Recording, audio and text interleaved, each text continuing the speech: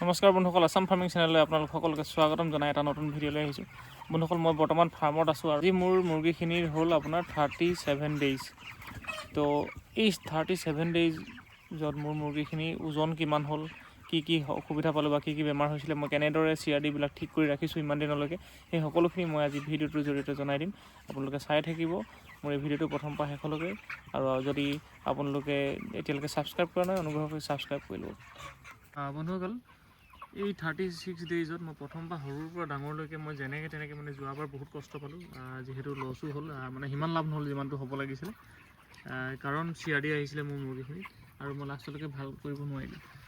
43 ডেইজলৈকে মোৰ CRD থাকিয়ে গ'ল, মানে অলপ তো সেই গতিকে আৰু এইবাৰ মই প্ৰথমৰ পৰা অলপ প্ৰিভেনশ্যন হিচাপে লৈ আছিলোঁ।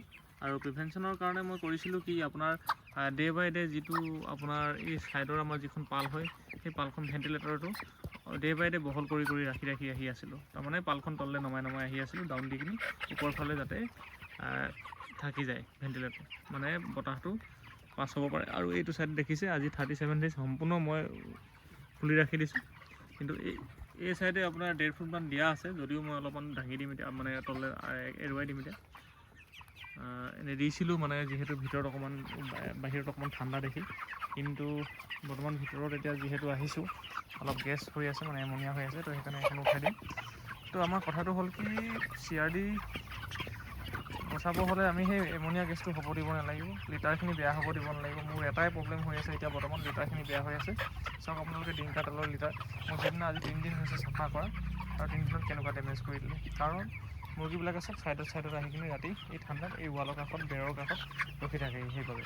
তো এইখিনি এটা চেঞ্জ কৰিবৰ কাৰণে ভুচি ফলীয়া নাই, নতুন ফলীয়া মই আনিব পৰা নাই মানে ইয়াত এভেইলেবল নাই পোৱা, সেইটো কাৰণে। তো সেই এটা অসুবিধা হৈ আছে।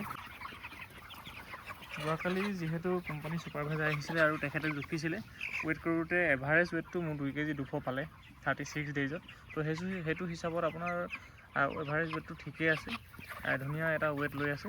আৰু কিন্তু FCRটো ঠিকে আছে, মেইনটেইন হৈ আছে ধুনীয়াকৈ। তো বুকতকৈ অলপ ৱেইটটো বেছিয়ে হৈ আছে বাৰু, যিহেতু ফিডটো অলপ বেছি খাইছে।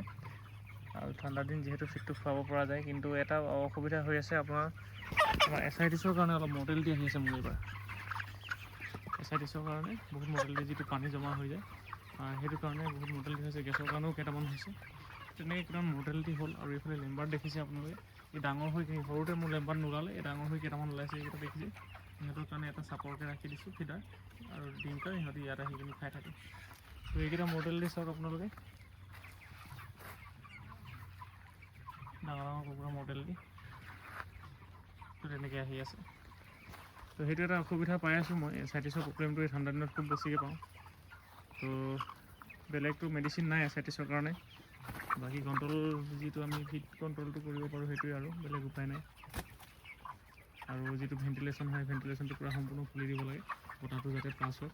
কিন্তু সিহঁতে যেতিয়া ঠাণ্ডা পায়, ঠাণ্ডা পালেও সিহঁতৰ এটা অসুবিধা এটা হয়, সেই যিটো এছাইটিছৰ প্ৰব্লেমটো। তো সকলো ফালৰ পৰা মানে সকলোখিনি মেনেজ কৰিব পৰা অসুবিধা হৈ যায়।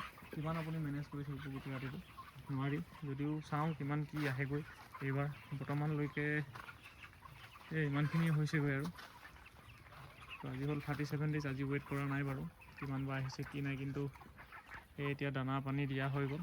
দানা পানী দিয়াৰ পিছত এতিয়া আপোনালোকক ভিডিঅ'টোৰ জৰিয়তে মই আপোনালোকক ইনফৰ্মেশ্যনখিনি দিওঁ বুলি ৰেকৰ্ডিং কৰিলোঁ আৰু।